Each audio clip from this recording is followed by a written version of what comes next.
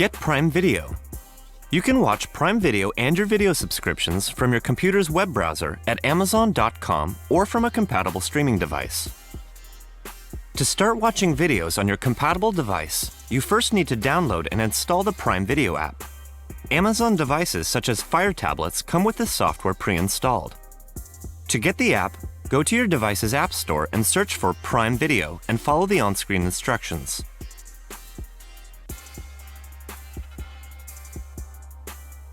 Next, sign into your Amazon account or register your device as directed. Or go to Amazon.com/myTV and use a registration code if directed to do so.